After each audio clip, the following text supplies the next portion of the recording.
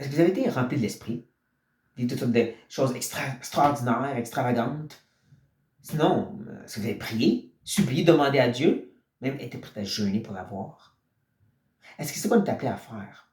Je ne crois pas. Quand je regarde le texte, Éphésiens 5, verset 17, dans son contexte, le chapitre 5, je vois nullement où ça parle de ceci.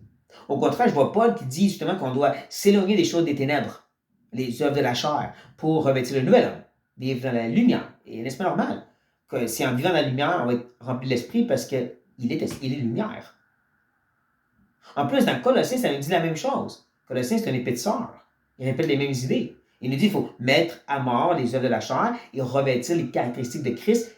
Et ensuite, il dit, et c'est intéressant, soyez remplis de la parole. Oui. Parce qu'il ne faut pas jamais oublier. Il ne faut jamais oublier la parole de Dieu. Chaque mot, c'est l'Esprit qui parle parce que c'est lui qui l'a écrit. Donc, d'être rempli de l'Esprit, c'est d'être rempli de sa parole. Et vice-versa, parce que c'est ça qui renouvelle nos cœurs et notre intelligence.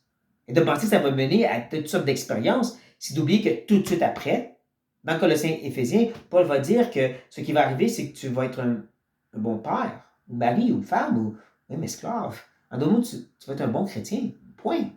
Il n'y a rien d'extravagant, c'est la vie chrétienne normale. Ah, mais acte.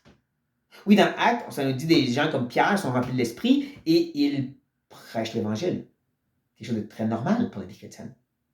Et là, on va dire, oh, mais il y a des moments extravagants. Il y en a 4, comme j'avais déjà mentionné. Et dans ces 4, il ne se repasse plus après. Quand Paul va ailleurs, ce qui se passe quand l'Esprit est à l'œuvre, c'est que des gens sont sauvés. L'Esprit donne à Paul de prêcher et des âmes sont sauvées. C'est très normal. On n'aime peut-être pas ça, mais être rempli de l'Esprit, c'est ce qu'on a besoin pour vivre notre vie chrétienne, hors des lumières, hors des ténèbres et dans la lumière.